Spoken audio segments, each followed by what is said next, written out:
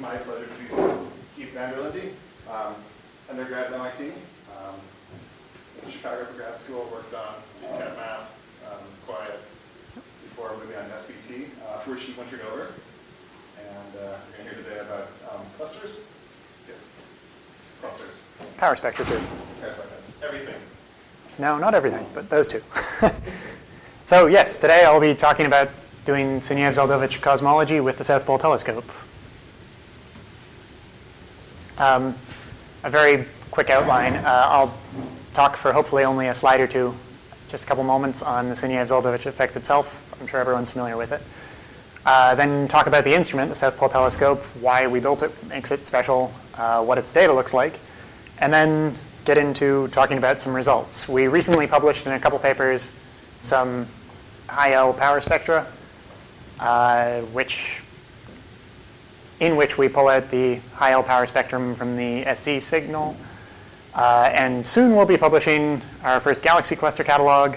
So I'll go into some detail on what we're doing here. Unfortunately, I can't give you the proper official results, but I'll show you simulations that look very, very similar to what things are going to look like. Then I'll finish up with a couple of minutes on sort of where SPT goes after this.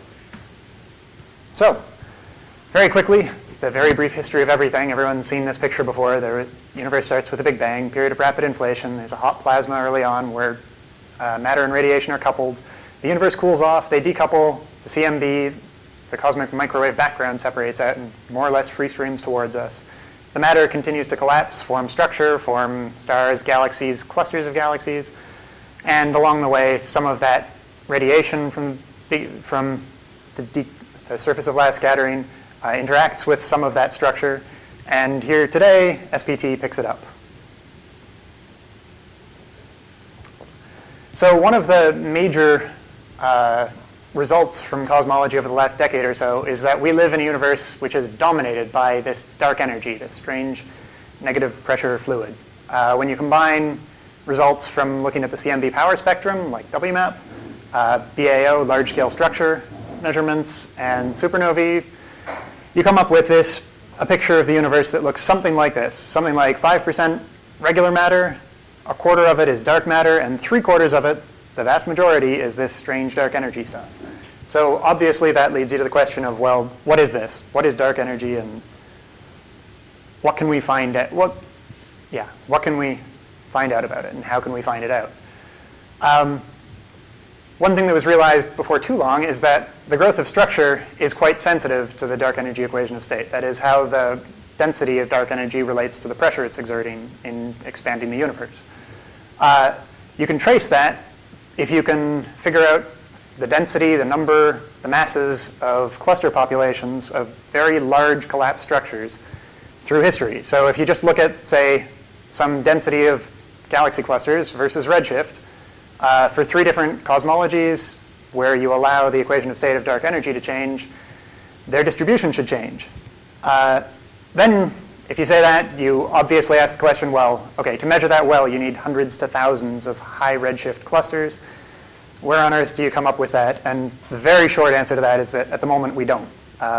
This is the goal, to get counts like this, but so far we are not quite there yet. Nevertheless, in pursuit of it, there is an effect that we would like to use. This is the CMB surface of last scattering. That's a galaxy cluster. This is us with the SPT sitting on the bottom of us. Cosmic microwave background radiation passes through the cluster. Some of it interacts with it, gets blue shifted up to a higher energy, which we then observe. That's the thermal as the effect because it's thermalizing with hot gas in the cluster. There's also a smaller kinetic SC effect, which I'm not going to go into too much detail in today, but basically just from the motion of the cluster relative to the CMB. That can either blue shift or red shift, but on average should not do anything. So again, the thermal Sunyaev-Zel'Dovich effect. Photons from the surface of last scattering come along, interact with some sort of hot gas, get blue shifted, they inverse Compton scatter, and then we observe that blue shifted photon. So when we're looking around at the CMB, we see these spots that have this particular spectral distortion. plotted against frequency, you get some variation like this, with a minimum, so a hole essentially at 150 gigahertz, a null around 220, and a peak higher up. That spectral signature means that we can relatively easily go and look for these things. A nice feature of this is that it's highly independent of redshift. Because it's backlit by the CMB, we can use it to find clusters all the way out to the epoch of cluster formation. So we can get things out to redshifts of 2 and 3, hopefully. Another nice feature is that the flux that you observe in this way is proportional to the thermal energy of the cluster, which is a pretty good proxy for the mass. So by observing this, you should be able to directly get a measure of the mass of the cluster as well as its redshift. The amount of this that you observe traces the amount of structure which is formed. So in very simplistic terms, both the power spectrum and the number counts depend strongly on this sigma 8 parameter. It's just one of our cosmological parameters that sets how much structure there is, and as a result, how much SZ there is. So these number counts are for 3 different values of sigma 8, and with any luck, we get to measure those. I just mentioned this briefly, but once you've observed the entire primary, it damps off at some scale. Then there is the thermal SZ spectrum here, whose amplitude is set by sigma 8. It's a little bit more difficult to measure because there are many other sources that are brighter than it. Things like radio sources, IR sources, point sources generally. Noise tends to pick up out here, and you need a very large telescope with a small beam to observe out here. So are filaments important for this power spectrum or no? They shouldn't be. Projections of filaments. So we will. So this only measures the integrated flux along a redshift, right? If you're just looking at the power spectrum. But a bunch of small things strung in a line, they don't give you much power. It's a lot colder, so it doesn't have They're still podcasting those structures. Will have an effect. I'm not sure how big the effect is, to be honest. at least 1 over 2 model goes in the power spectrum is amplitude squared, right? Sorry. The power spectrum is amplitude squared. It's a bright cluster, even if there's the same density flux in the power spectrum, it's way beyond what the bright cluster would be. This is based on like actual calculations, it's not just data at all. So, right? Yeah, I'm just Fourier transfer boxes.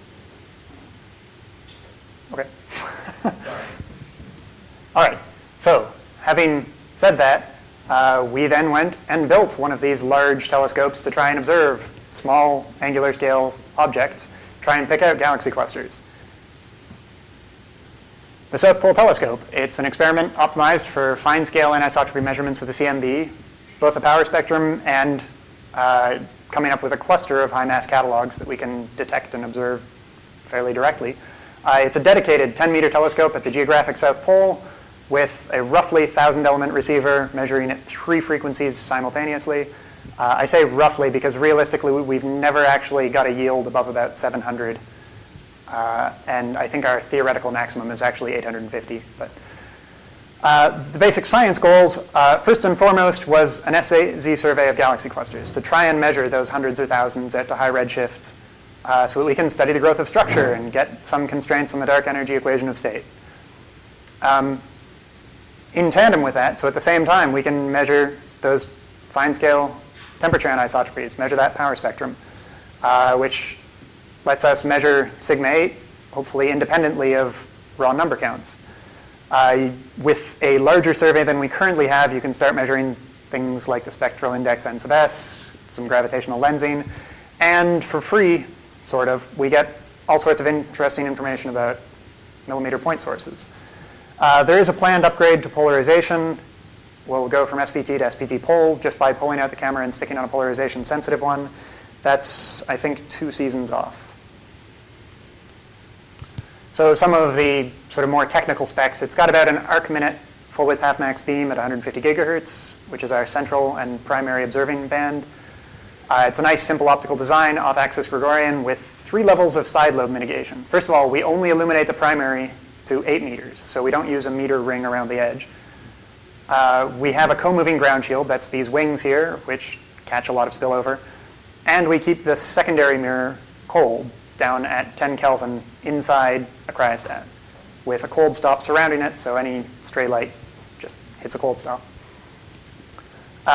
It's very well machined, high precision mirror. It's 20 micron accuracy, which makes it good up to well past our bands. It has excellent pointing accuracy and fairly fast scanning, up to 4 degrees a second. And the first generation camera, it's about a square degree. 960 is the official number. Again, it observes in 3 bands, and it's nice that it's a closed cycle helium cryogenic system, because previous things at the South Pole have had to do constant cryogenic refills. And when it's cold outside, that gets difficult. And it does get cold outside. So the SPT collaboration looks something like this, or circa 2008 it looked like this, including McGill from Canada. You can see that they're all nice and happy and smiling and wearing short sleeve t-shirts, and some of them don't even have shoes on.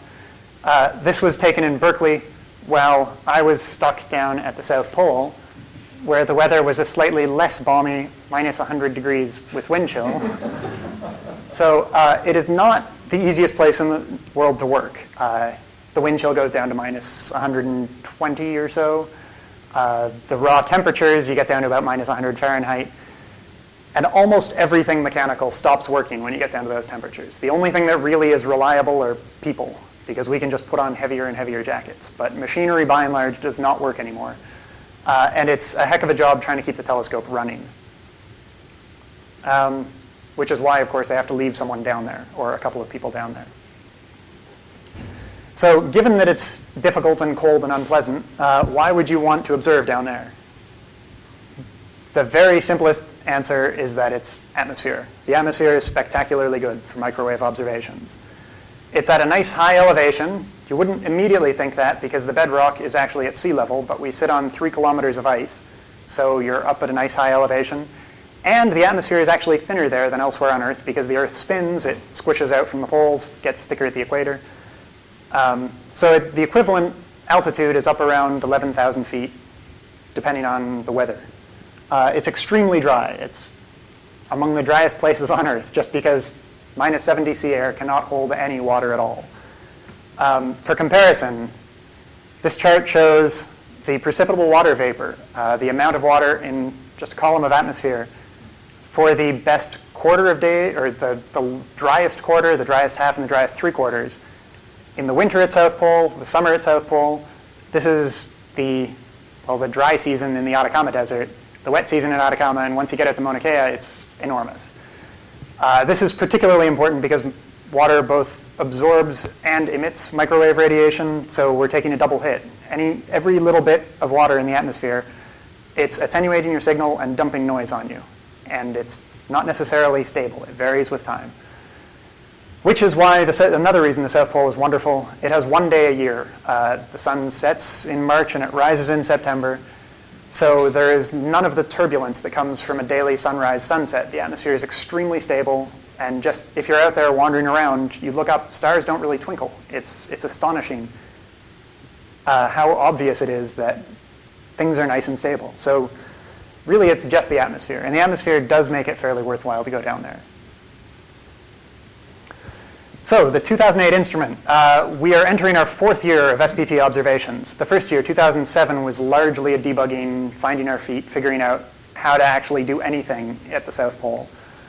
We only had 2 bands operating. We only got a couple of, we got 40 square degrees and not very deep on it, about 80 micro-K, which is nowhere near our target survey depth. In 2008, we managed to repair our 3rd band 220, but we simultaneously broke the 90 in trying to make it better. So we lost 90 that year. This is the year I'll be talking about today. We managed to survey almost 200 square degrees to our nominal survey depth of 18 micro-K at 150 gigahertz. Last year, we finally sort of found our feet and got everything up to our nominal or proposal depth. Got all of our bands running, got a nice big patch of sky surveyed, all down to our survey depth. If you're wondering how we managed to triple the surveyed sky, 2008 we still had some mechanical problems because of the cold. We had to stop observing for an extended period of time. We did a lot of simple calibration things. We spent weeks doing cross-calibration with large WMAP fields. There was still a lot of just basic setup that had to be done in 2008. But 2009 just finished, went off more or less without a hitch. 2010, we've already started observations, and it looks like it should do pretty much exactly the same as 2009. So 2 more seasons will only give you 2,033 rather than 4,000 you wanted to do at the beginning. Correct. So before you go to SPE Pro, so that means you just stick with the 2,000? Yeah. We've abandoned 4,000 for all intents and Basically, purposes. instead of 10,000 tests, you will get 5,000 at most or so? It's going to be much less than that. I'll get to that later on.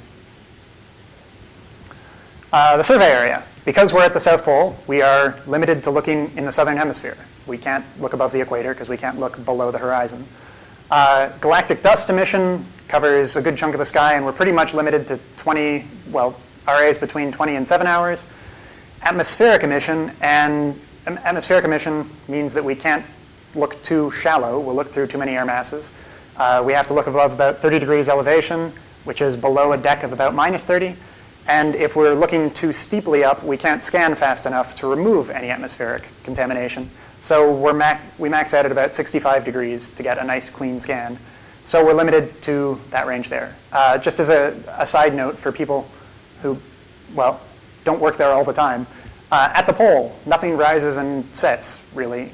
Only things in the ecliptic do, I guess. So RA is just azimuth. As you turn the telescope around, you're tracking an RA. And deck is elevation. Stars only move in circles. It's nice and convenient and makes mapping things easy. Anyway, that leaves this yellow region, once you sort of take those into account, and that's where our 4,000 square degrees came from. The plan was originally to map the whole thing, but for a variety of reasons, we cannot do that. The main reason that we're not doing 4,000 square degrees is that we had to step back our original estimates of sensitivity on our detectors. Our original survey depth was going to be about 10 micro-K arc minutes, and that just didn't end up being physically possible. We don't have the detectors for it. Anyway, this is the region that we're limited to. There are a couple of other fields. Akbar is in blue, boomerangs in red. These 2 green fields are the BCS fields, 5 hours and 23 hours. Sorry, 5 and 23. Those are important because they have nice, deep, multiband optical coverage, which means that if we observe there, we have instant follow-up on and redshifts on anything that we happen to find. So in 2008, we observed there. The survey so far, we did 100 square degrees around the BCS 5-hour, 100 square degrees around the 23-hour. In 2009, we did these red patches, and we're starting 2010. We'll fill in some more. We're up to about 700 square degrees now. For today, I'm only talking about the 2008 data, so we'll be limited to 200 square degrees. But the final survey will be 1,500 to 2,000, depending on, if we run into other mechanical problems, mostly. It's largely concentrated at the high end of this because the atmosphere is clearer. So we're looking for sort of this chunk. Anyway, what does SPT data look like?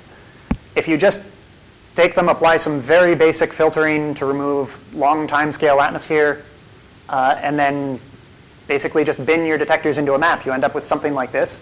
This is 4 square degrees of sky. It's got lots of things in it. There's CMB all over the place. There are point sources, which I will just point out we recently published a paper on. There are all sorts of interesting point sources. We discovered what seems to be a new class of dusty sources at high redshift that are highly lensed. So I'd encourage everyone to go look out Vieira et al. And wonderfully, there are galaxy cluster decrements, just giant SZ holes in our map. This is one of the more obvious ones. It's something like a 15 sigma detection. But there are many of these things. All right, moving on, talk a little bit about the results from the power spectrum. This has been published just before Christmas, I guess, in Luker and Hall. Those are the archives. But first, why would we want to study it? Well, between an L of about 500 and 2,000, you have the chance of getting a better measurement of the damping tail. That is where the primary CMB starts to roll off. And if you can nail that, then you can start to constrain N sub S. We can't do that. We need a larger survey. We're not optimized for this at all right now because we're much deeper than we need to be. We're down to just variance. But with the ultimate survey, we should be able to get a decent measurement on that. Above L of 2000 is what we've recently published. You're looking at the CMB secondaries. The thermal SC power spectrum, which lets us measure that sigma 8 parameter. And with any luck, resolve is probably too strong a word, but address a long-standing debate in the field. There have been a couple of results that came out with a surprisingly high amount of power at high L. And with more depth, we can start to address other secondaries, the kinetic SC, various other effects. But for today, it's this one. So this is a simulation just to show you sort of the prospects of trying to detect something. This is a simulated one of those 2008 fields, 100 square degrees. And I will say that we've only published power spectrum results from one of those fields. The other one is still outstanding. It's 150 gigahertz data only, 100 square degrees to our survey depth. If you only have primary CMB and a reasonable guess at an SZ power spectrum, you get something like the black dashed line. And these are simulated SPT points just thrown on there by adding our error to it. And you can see that we do a fine job of measuring that. Of course, the world is a little more complicated. It has point sources. Point source spectrum rises pretty steeply. And you can see that we've basically only detect that out at high L. But there's still this region in the middle where we can easily pick up the flat spectrum source. There are also things you can do to try and mitigate your point source contamination. You can manually go in and detect them and mask the bright ones. That gets rid of most of your radio power. You can try to combine multiple different frequencies to remove them. If you have some idea of what their spectral index is, you can just add your maps together. The problem with that, though, it adds a lot of noise. So the problem with masking them, most dusty sources are below our detection threshold from all of our population information that we have. Most of that flux comes from below our detection threshold. And if you combine them, our 220 gigahertz data is not as good as our 150. It's noisier from atmosphere. It's noisier because we don't have as many detectors. It's just not as good. So by adding that in, we're adding noise and basically just ruining our maps. And of course, you can fit simultaneously to all of them. Fit the primary plus the flat spectrum. The only problem with that is that you need to measure your beam very well if you want to try and fit these large-scale modes at the same time as these small-scale. You need to know exactly what your beam looks like on large scales and small scales, and that's a surprisingly difficult thing to measure. A lot of time's been devoted to it, and we've pretty much sorted it out, I think. But our beam ended up being much uglier than anticipated. And then you end up with other problems, like what about clustered point sources and other things that look like the SC power spectrum? That is, things that are just flat in L or relatively flat. Well, in any case, we did this. We take our 150 gigahertz data, we measure this spectrum, and what do we get? We get that. So these are data recently published in Luker et al. And if you look at them, the primary looks pretty much right. The point sources way out here look okay, but there's a huge hole here. These points just do not line up with the combined model. There's a big deficit of power at sort of intermediate L's. And, well, what happened to all of that power? If you fit it, you end up with something way down here, which is reported in Hall et al. The total flat power is only 10 micro-K squared in 150 gigahertz out here at L of 3000. And that is something like 3 times less than you expect. So the obvious question comes up, well, what on earth is going on?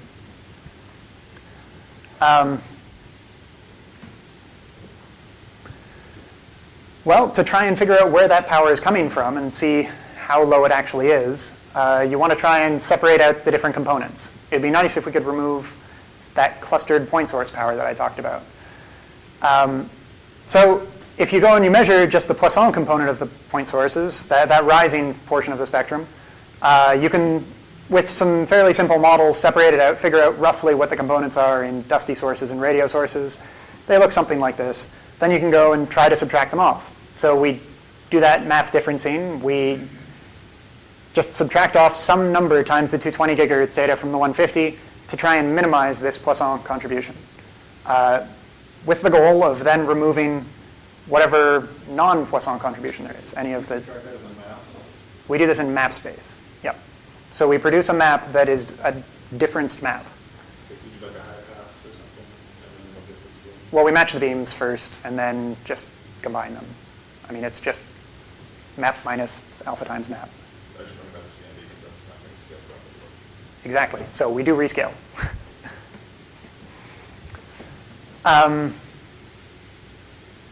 We do that to produce these dusty star-forming galaxy subtracted maps. So the idea here is that when you subtract this 220 from the 150, it's pretty much the dusty sources that you're removing because there's not a lot of radio power. So when you do the subtraction, you end up with very little Poisson power left. And you can sort of work backwards and work out how much of the clustered power there was originally. And if you throw in some models, you can try to work out how much residual clustered power there is. So to try and restate that, we have 3 flat spectrum components in our maps and 2 frequency bands. We can difference them to produce these DSFG maps, again, dusty star-forming galaxies, by minimizing the Poisson source power. Once you've minimized the Poisson source power, you've essentially removed all the clustered power too, because the clustered power tracks it very well. It has roughly the same spectral index. From modeling, it looks like it should behave like this. And once you've removed them, the clustered power is pretty much negligible. You can then try and argue that the kinetic SE, that third component, is small compared to the thermal, and just start throwing models at it and see what pops out. So we have this map, this DSFG-Subtracted map, and we take a power spectrum of it, and we then rescale it to match the CMB damping tail. So this is rescaled so that the CMB matches up. The kinetic SE and, well, all other signals are going to be at funny levels, but they're at levels that it's easy enough to relate back. The KSE particularly, because there's no KSE power at 220, we haven't done anything to it. The only thing that we've done is inflate it by however much we've scaled this up to match the CMB power. So when we do this, plotting everyone else's data points on here, and then SPT data points in black with error bars, this thick red line is our best fit model. The dashed red line is the primary CMB. This orange guy is the residual Poisson point sources, which are mostly radio sources, things that we weren't trying to subtract out. And then for thermal SE and kinetic SE, thermal and kinetic, we just assume a model for the kinetic, and it works. It's down here in the dashed line. The thermal is up here as a solid line. If we had assumed a different model, we've tried a lot of different kinetic SE models. You end up with something like this dotted line for the kinetic. I think this was the highest power that we ever observed. So if we had assumed this model instead of this model, the thermal would have just been knocked down a bit. But the sum of these, of this dashed line and the solid line, should be constant. But just when you did subtraction of the 220, then you came up with because now that's consistent with the point source curve you were showing previously. I mean, No, once you difference it, it removes it almost entirely. You end up with just this one. The point source curve you showed previously, we don't know where it came from, and you just sort of presented it to us. Oh, right. And Sorry. so the difference in procedure then confirms that previous curve. Yes. Yeah. Also, so I didn't. You're right. I didn't talk about this probably enough at all, but there's a lot to say, so I'm sort of rushing. The point sources, we have some models that we believe quite well because we did extensive point source studies, and they're published in Viera, that other paper that came out. And the radio counts matched exactly models that were out there and looked correct. So we've been using those as a fiducial model.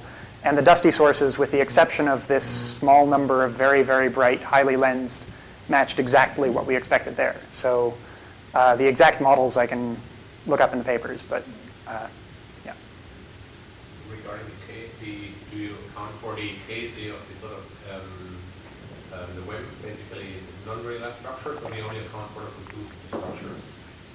I believe it's only the boosting structures. That is actually substantial, so there you cannot actually do sort of this. That's not. That's almost equal for division error, if not more, basically from the unrealized structures that you see there in the case. DOV, It's not, yeah, it's sort of, it's, yeah, OV or, It's not that clear. I mean, it's not linear enough that you can talk about KC, but yeah, whatever. Yes. So that will likely exacerbate this issue that we have low thermal SC, right? Any more kinetic we have here is just subtracting off thermal. So the main take home here is that we don't see much thermal SC. So do most of your clusters have point sources in them? Is that known? No, they don't appear to. We haven't seen much. We've only directly observed one cluster with a point source in it. So point sources here mean like AGN or? The dusty sources are mostly AGN. Do I have that backwards? The dusty sources are star-forming galaxies. Yeah, DSFG, sorry, yeah. Radios are the AGNs, yeah. The- Sorry. Also so the bright tail is Sorry. almost all AGNs. If you want to say, can I cancel out the SC, you need an AGN type source, not a dusty galaxy. That's my understanding. Right. Well, yeah, well, So- that was my question, I guess, basically. So can quasars be sort of canceling out some of the SC? Right, so that's certainly a concern, that some of the SC decrements are being filled in, that too many point sources are associated with galaxy clusters. And we don't directly address that. Sorry? You don't in turn have a resolution. No, most of them, we have an arc minute beam. Most of these galaxy clusters are on the order of an arc minute. We can't really. Follow up at lower frequencies to actually test whether you do have this bias here, right? And yeah. And there are several, so there are several lines of arguing that they go through in the paper to try and say that we don't expect a significant amount of filling in. I don't quite believe them all, so I'm not going to go through them, but I agree, lower frequency follow-up. Yeah. Right. We'll let you keep trying. All right, so what does the low SE power mean? Well, there are a couple of things that it could mean. One, our models could just be completely wrong, that for a given mass halo, we've got the wrong intra-cluster dynamics, so that whatever is going on inside the cluster, they're much puffier, they're much colder, they're just different from the way they're being modeled. So we do a cosmological MCMC to come up with these best fit parameters, these best fit amplitudes, and at each step in them, we can compute a theoretical, unexpected SE amplitude, how much of that SE power we would expect. We can then compare it to the observed amplitude and make a little banana plot of, say, sigma 8 versus that ratio. And that's shown in black here, basically just showing that the SZ that we measure is always less than the theoretical one, with 2 sigma or the theoretical one being just this model. If we can easily just say that our models are wrong.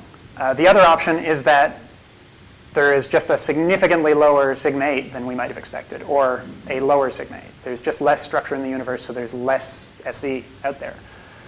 If we try and weight the chain by a likelihood based on the amplitude of the SE, then we end up with this blue contour. We just set the error on the theory amplitude at 50% to try and cover the range of simulations that we went through and examined. You end up with something like this. It does seem to try and pull sigma 8 lower, but that's sort of a given. Either way, it still ends up fairly consistent with previous results from WMAP Akbar Quad. It's worth noting that we had to do this. There is a 50% uncertainty on the theoretical model for the SE amplitude for any of these things. For any cosmology, we have a 50% uncertainty on our predicted SE amplitude, and that's what's limiting our ability to say what's going on here. If we had no uncertainty, we'd be able to make much tighter constraints. What So- are these Seagull et al. Models, or Yeah, these are Siegel. Or at least the fiducial ones are Siegel. The error we get from comparing the Siegel to everyone else's. So before I move on to the cluster catalog stuff, a quick word on why you should believe this. First of all, it seems difficult to remove power from things. So coming up with a low power result, it's tough to just make that up by doing something wrong in the analysis. Having filled in clusters would do it, and that seems to be about it. But adding power, we can be quite sure that we're not doing, because we've done dozens of jackknife tests. We start with 300 maps originally, each from a 2-hour observation. We divide those 300 in two along a variety of different lines by time, so first half of the season versus second half, by good weather versus bad weather, by azimuth pointing in one direction versus the other, by, well, anything we can think of. And then, so we chop them in half, difference them, and take power spectra and look for any residual power. Any residual power would say that whatever it was that we were dividing along, there's some contamination associated with that. And the punchline is that we don't see any statistically significant power at any scale in any jackknife in either band. It's wonderfully chi-square distributed. And we end up with a probability to exceed across all our tests of something like 57%. The last thing before I move on is the cautionary tale. If we had single band data only, say 150 gigahertz, the clustered point sources, which we had not even considered when we proposed this, would have swamped our SC signal. We had no idea that that was going to be the case. And it was fairly late in the analysis that we worked it out. So if you look at 150, 150 by 220 and 220, the clustered is the red line. The thermal SC is this blue dotted line. You can see in any band, well, it doesn't show up in these because there is none in 220, but even at 150, the apparent clustered point source power is completely dominating it. All right, so on to the galaxy cluster catalog. Again, this isn't something that we've published yet, so I can't show you actual results, but I can show you things that look eerily like the results. Well, this is the question of principle. When you get the additional frequency, then you get some additional constraints on that side. Yeah, so once we get the additional frequency, we can try and pull even kinetic out from it, or we can try to subtract off radio sources independently. We definitely have other things. Are you willing to offer a very rough estimate of how that would include your error? No. It's not a willingness issue, it's a knowledge. I just don't know. I don't know that we've explored it enough. We're in the midst of looking into that, and it's not well enough understood, I don't think. All right, so to remind you, the idea behind galaxy number count cosmology is 1, get a map, find clusters, 2, constrain dark energy, and then of course 3, you search for fame and glory. The way that we try to find these clusters in our maps, we construct a single band matched filter. The idea here is that you amplify modes that look like clusters and you deweight modes that look like anything else, whether it's atmospheric noise or instrumental noise, or say the CMB or point sources. You deweight all of those modes and you try to amplify whatever your cluster profile looks like. So this is just a Fourier space version. The matched filter looks like this. If we were observing from somewhere else and we had nice uniform coverage and perfect cross-linking, this would be just a ring in 2D Fourier space. But because we're at the South Pole, we always scan back and forth along one direction, which is RA. We have to filter out some modes preferentially in one direction, and we end up with something that looks like this. Instead of having a nice ring, we have 2 kidneys because we've had to filter out all of the low scale, the long time scale KX modes to get rid of atmosphere pickup. So these little kidneys are basically this matched filter. It's the CMB rolling it off in here and point sources and the beam and other things rolling it off out here. Oops. So the idea here is that you take your unfiltered map. This is just a 25 arc minute square. You convolve it with your filter, and you come up with a lovely filtered map where, lo and behold, there's a gigantic decrement in it. I should say, this is a real cluster that we found in our data. This is one of the more extreme examples. Usually the filter doesn't do quite this well. It doesn't, you can often see them by eye a little better than this. But this I thought was just a particularly striking example of how you can go from nothing to a fairly obvious decrement. So we construct matched filters for a variety of profiles, specifically beta models, with theta cores from a 1/4 arc minute to 3 arc minutes. We filter both of our 2008 fields. So for the power spectrum, we only did 1 field. For this, we do both fields, but we only use 150 gigahertz data. I'll get back to that later, why we didn't use the 220 band. So we filter them both. We renormalize them by the RMS. So basically, you come up with a filtered map, take the RMS on it, and take that as a measure of your noise. Divide the map by its RMS, and you have a signal-to-noise map. You then look for peaks. and define the significance of any detection as the maximum signal to noise that you find associated with that detection on any filter scale. And we then construct a catalog with all peaks with a significance greater than 5. From that catalog, we then go ask for optical follow-up and confirmation. It would be nice if we could just say greater than 2 or something, but we get up to high numbers of false detections then because there are a lot of independent pixels. You get a lot of false positives with 2 sigma. And the optical follow-up people don't seem to like following up if there's a 95% chance something's a false detection. We would get a much bigger catalog, but it turns out it's too expensive. So this might be a little difficult to see here, but raw map, filtered map, and this is just an optical follow-up of this cluster. If you're an optical astronomer, this will hopefully convince you. Otherwise, to guide your eye, look down here, it's sort of that helps. There aren't many yellow and reddish, orangish clusters around the edge, or galaxies around the edge, and there's a whole pile of them right here. This is a cluster. They're all associated galaxies at the same redshift. We've gone back and taken spectroscopic data on these and confirmed that they're all at the same redshift. So from here, we've managed to get a nice, clean detection of galaxy cluster. Doing that on both 2008 fields, we end up with this situation. We have an SC-selected cluster catalog, followed up optically with both BCS, which overlapped our field, both our fields fairly significantly, and targeted Magellan observations to follow up the remainders. We end up with about 24 objects. It's actually 22, I think, which is far, far fewer than we had originally anticipated. Part of this comes down to the fact that our survey is half as deep as it originally was supposed to be. Part of it comes down to the fact that sigma 8 has fallen from about 1 back when we proposed to 0.77, 0.8, somewhere around there now. So the universe didn't cooperate is the short answer, and we just don't have as many clusters as we might like. Now, to do anything useful with these 24 objects, we have to get some idea of what the selection function is, find out if they're all solar mass objects or if they're 10 to the 15 solar mass objects. We need to do that if we want to do any sort of meaningful science at all. And then hopefully address what we can use for mass proxy. So we do that with simulations. One of these is real, one of them is a simulation. They have very, very similar statistical properties. If you look at them, I defy anyone to figure them out. But in the interests of moving forward, that's the real 5-hour field. This is a simulated map. It's got Gaussian random field realization of WMAP5 primary CMB, KSE, and lensing power. So it's not proper KSE and proper lensing. It's just a Gaussian random field of it.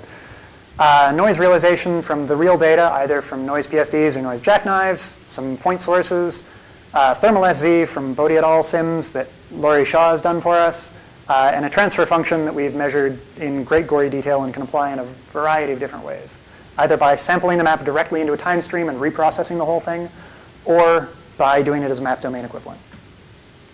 The important factor is that it contains these thermal SZ sims, for which we have large catalogs that tell us the mass and redshift of any halo that we happen to find. So basically, we build these simulated maps, run the cluster finder, go back and try to match them against the catalogs. To try and convince you that things are not unreasonable, this is simulations versus reality, the redshift distribution, and the signal-to-noise distribution of our clusters. And you can see it's not crazy.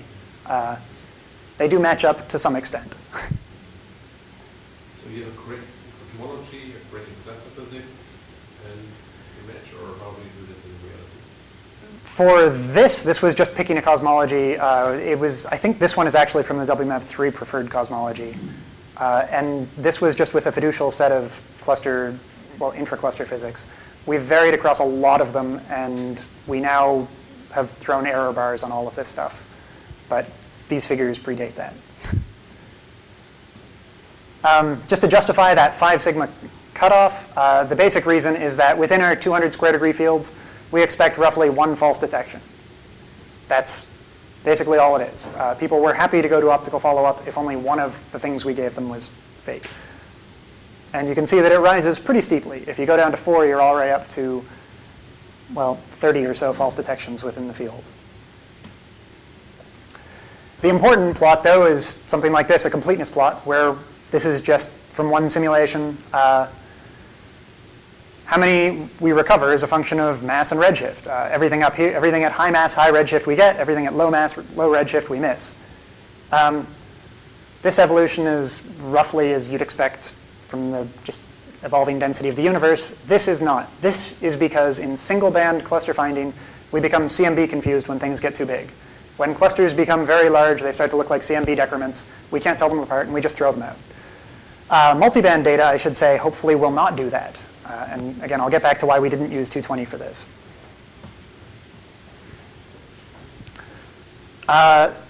To get from a cosmology, some set of values, over to predictions for a number that we expect to see, it's fairly straightforward. We take tinker-it-all mass functions, produce theory curves of a number density as a function of redshift and mass. So the simplest thing you could do is just multiply that by our selection function and come up with predictions. And if you do that, just to try and lend a little bit of belief again, we take 100 links from the WMAP5 WCDM chains, produce expected numbers, number counts as a function of redshift for the SC survey, for all 100 of them, and these are our actual data points, and they fit nicely within it, and they do an excellent job constraining it. So this is sort of the very simple version of why we can do cosmology even with only 20 clusters. Should I just interpret the chains as static effect of all for 100? No, that's just saying that WMAP doesn't measure sigma 8 that well, and number counts are highly dependent on it. Yeah. And it's worth mentioning that this is collapsed along the mass axis. There is another axis here, that if we can recover masses, we can get even better handle on these things. So to try and do that, we would like to get the SZ flux. Lots of people have shown that SZ flux should be a good proxy for mass, but we seem to do a terrible job of measuring it. This is reconstructed SZ flux versus true SZ flux from simulations. It's a disaster. Particularly these huge outliers that are more than a factor of 2 off. Why are we doing such a bad job? It's because we can't quite tell how big these clusters are. If you look at it, these ones where we're way overestimating, they're where we overestimate the R core or the theta core of the cluster by a factor of 2, and the blue ones are where we underestimate it. Our bad recovery of SZ flux is strictly due to our bad R core recovery. So this is, if you use match filtering alone, this is not to do a good job at measuring the size. Have you tried other filter scale adaptive that are basically constructed as to measure actually the size or the correctness size more accurately? We started doing some work on that last summer, and it got dropped in favor of getting papers out, unfortunately. But everyone is getting back to it now, and yes, there are high hopes for getting better result with that. But to try and illustrate the problem, this is the matched filter for an R core of half an arc minute. If this black line is our actual cluster, when you double the R core, it looks awfully similar. It doesn't change our signal to noise significantly on trying to measure that. And if you look at it in our cluster catalog for just 2 sample clusters, signal to noise on the y-axis, filter scale on the x, you can see that it's pretty flat. It actually bumps up and down up there. And we just can't tell the difference. This goes from a quarter arc minute to 3 arc minutes, and quarter arc minute jumps. So, we can't tell the difference. We don't know how big a cluster is. If we could remove the CMB, we might actually be able to do a lot better. We'd recover this whole regime and be able to fit data down there. Now, we could do that with multiband data. We could use another band to try and subtract off the CMB. Unfortunately, 220 gigahertz is extremely atmosphere contaminated for us on large scales. It didn't matter so much for subtracting point sources because that was all on small scales, but if you're trying to get rid of large scale stuff, it's just too noisy for our data. So for the 2008, we're completely lost. We can't do anything with it. But I should say that the 2009 90 gigahertz data looks just spectacular. All right, so we can't measure YSE. I'm almost done, don't worry. What can we use as a mass proxy? Well, it was suggested some time ago to just use detection significance, which we've tried. We do simulations, simulate a vast, vast number of clusters, and lo and behold, the significance of our detections does, in fact, track mass. There's a fairly simple reason for that. It's because the significance is just related to the SE flux. And the nice thing about this, we can just fit empirical models to it and just use that. We don't need any physical reason other than that it's somehow related to YSE. And it's not actually that bad a proxy. There's about a 20% intrinsic scatter on it, whereas if we could measure YSE, it's about 10. X-ray flux is something like 10. It's not ideal, but it's not a disaster. I should say there's a slight variation on this. To measure this down to low masses, low significances, we actually turn off the noise in our simulations. So we measure the signal without any noise, and then measure the noise in the map by turning the noise back on, come up with significance. And then you have to add the noise effects back in after the fact. So the mechanics of the analysis are pretty much what I went through before. You take a cosmology, generate theory curves, just number density as a function of mass and redshift, convolve it with our scaling relation, add observational scatter, and you end up with this number density as a function of significance and redshift.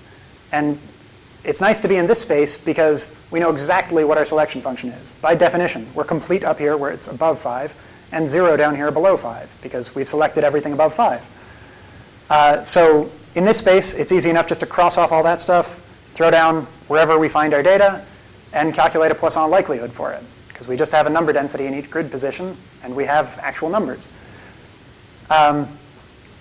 We then can grab MCMC chains from existing experiments, and for every link in them, run through, calculate a likelihood, and reweight everything. If we do that with just the WMAP5, this is what it comes out like. We do virtually nothing to most of these cosmological parameters. If you look at the banana plots, there's almost no improvement. Where we seem to make a difference is where people would sort of expect it in the W versus sigma 8.